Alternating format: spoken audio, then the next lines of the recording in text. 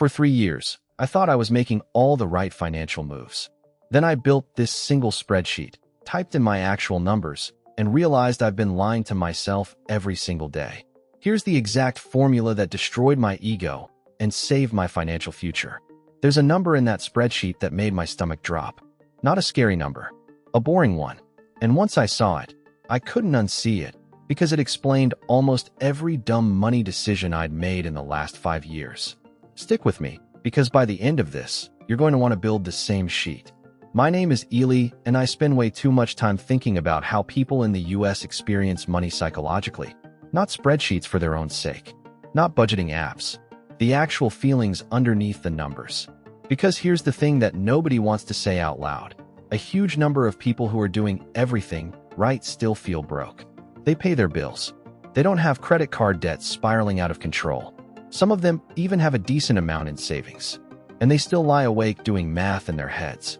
If you're someone who earns a normal income, maybe even more than you used to, but still doesn't feel financially secure, hit subscribe and give this video a thumbs up, because what I'm about to walk through is probably going to explain more about your relationship with money than 100 budgeting videos combined. Let's start with the myth. The myth is that money stress is a math problem. Earn more, stress less. Simple, right?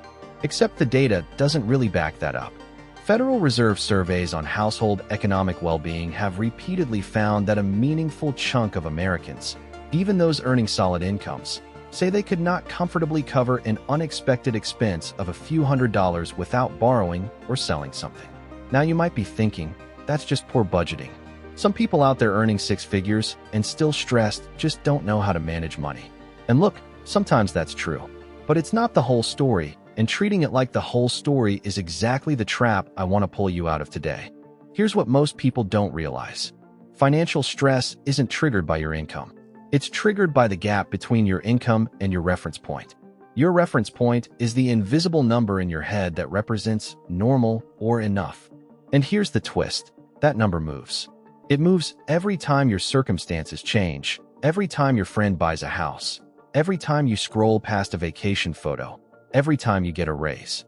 Psychologists call this general pattern hedonic adaptation, and it's brutally effective. You get used to more, almost instantly, and the new more becomes the new baseline you measure yourself against. So the raise that was supposed to make you feel secure just quietly resets the finish line a little further away. Now look, this is where the spreadsheet comes in, because I didn't believe this applied to me until I saw it in my own numbers. A few years back, I got a raise that moved me from about $50,000 a year to close to $75,000. On paper, that's a huge jump. In my head, I expected to feel like I'd made it. Instead, within about 8 months, I felt exactly the same amount of tight. Same tension opening my banking app. Same low hum of dread before checking my credit card balance. So I built a spreadsheet, not a budget, a spreadsheet, to figure out where the money was actually going and why the feeling hadn't changed at all. The formula wasn't complicated. 3 columns: fixed costs, lifestyle costs, and a column I labeled identity costs, which is money spent not because I needed the thing, but because of who I thought I was supposed to be now that I earned more. Rent went up because I moved somewhere that matched the new salary. The car payment crept up because driving the old car suddenly felt embarrassing next to new coworkers. Dinners out increased because saying no felt like admitting I wasn't doing as well as I looked like I was doing. None of these were reckless purchases. Each one, individually, was completely reasonable. But when I added the identity column at the bottom of the sheet, it accounted for almost 40% of the increase in my spending. 40% of my raise had gone toward maintaining an image, not toward stability. This is where it gets interesting, because the spreadsheet wasn't the thing that destroyed my ego. The identity column was. Once I saw the number in black and white, I couldn't pretend anymore that my stress was just bad luck or a tough economy. A lot of it was self-inflicted, driven by comparison I didn't even realize I was doing. The American Psychological Association has tracked money as one of the most consistently reported sources of stress for adults for years running. And one of the quieter findings underneath that is how much of it is tied not to survival, but to social comparison and perceived status. We're not just managing bills. We're managing how we think we're supposed to look while managing bills. If this is starting to feel familiar, That's exactly why I make these videos. Hit subscribe so you don't miss the next one, because what comes next is the part that actually changes behavior, not just awareness. Here's the second thing the spreadsheet revealed, and this one is sneakier. I compared my felt security to my actual savings runway, meaning how many months I could survive if my income stopped. Turns out the number that made me feel calm had nothing to do with dollar amount and everything to do with a threshold. Below 3 months of expenses saved, I felt constant low-grade anxiety, checking my balance daily, avoiding big decisions. Somewhere between 3 and 6 months, that anxiety dropped off a cliff, even though the dollar difference between just under 3 months and just over 3 months was sometimes only a few $100s. It wasn't a smooth curve. It was a switch. Behavioral economists talk about this kind of threshold effect a lot. The idea that our brains don't process financial safety on a continuous scale, they process it more like a light switch, off until a certain point, then suddenly on. Now you might be thinking, okay, so just save 3 to 6 months of expenses and I'll feel fine. And sure, that's a solid target. Most financial planners will tell you something similar. But here's the part people skip.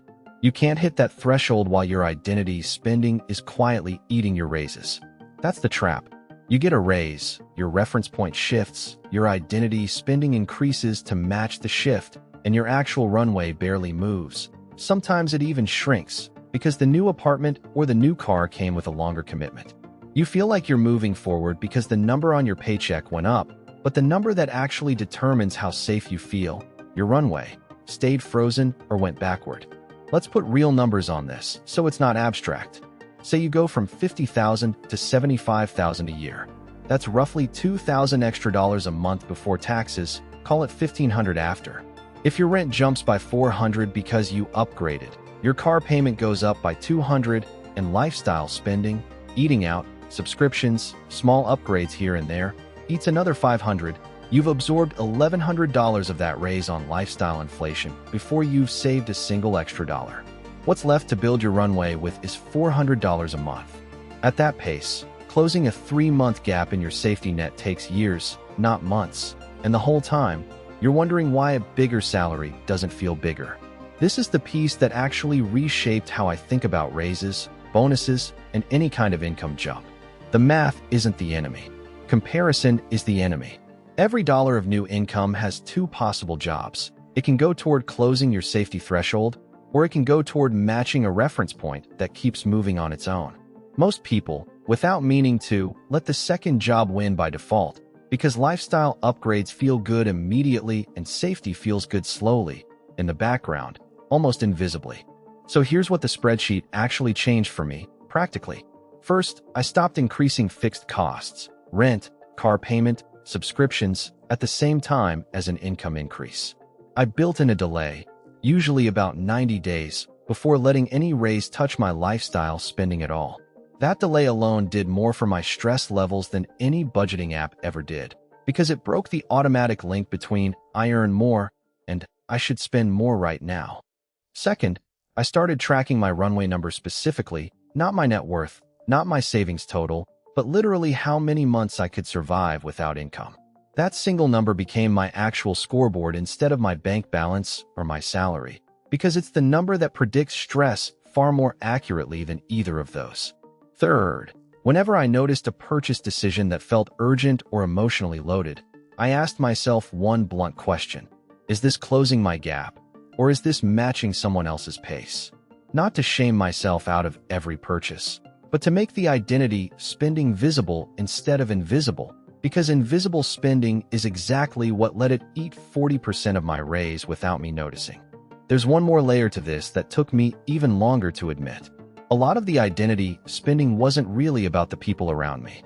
It was about an older version of me, the one who grew up watching a parent stress over grocery bills, who promised himself that once real money started coming in, things would just feel different, settled.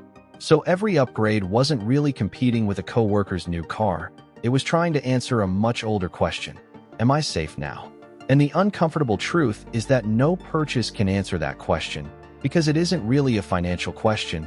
It's an emotional one wearing a financial costume. Bureau of Labor Statistics data on consumer spending shows that as household income rises, spending on housing, transportation, and dining out tends to rise right along with it, at a similar pace, which sounds obvious until you realize what it means. For a lot of households, savings rates barely improve even as income climbs, because the increase gets absorbed almost as fast as it arrives. That's not a personal failure. That's a predictable, well-documented pattern, and once I saw it described in cold, boring statistical terms, it stopped feeling like a character flaw and started feeling like something I could work around.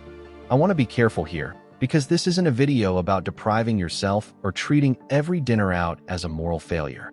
That kind of extreme frugality creates its own stress, its own identity spinning in reverse, where being seen as disciplined becomes the new performance. The goal was never zero lifestyle spending. The goal was making the split between closing the gap and matching a reference point a conscious decision instead of an automatic one. Once that 90-day delay went into effect, something interesting happened.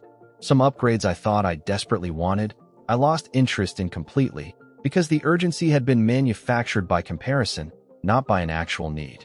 Others, I still wanted just as much, which told me those were genuine preferences worth keeping. The delay wasn't a punishment. It was a filter, separating what I actually valued from what I was simply reacting to. The Runway number did something similar for the anxiety itself. Once I started tracking it weekly instead of glancing at my bank balance in a panic, the relationship with money became less emotional and more mechanical, in a good way. A bank balance jumps around constantly, and each jump can feel like a tiny emergency, if that's the only number you're watching. Runway moves slowly and predictably, which makes it much harder to trigger that spike of panic. You start to trust the number instead of flinching at it, and that trust is really what financial security feels like day to day. Not a giant balance, just a quiet, boring confidence that the next surprise expense won't knock you flat. None of this requires a finance degree or a complicated system.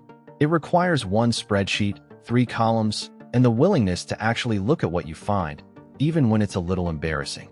Most financial stress in this country isn't a story about people who are bad with money.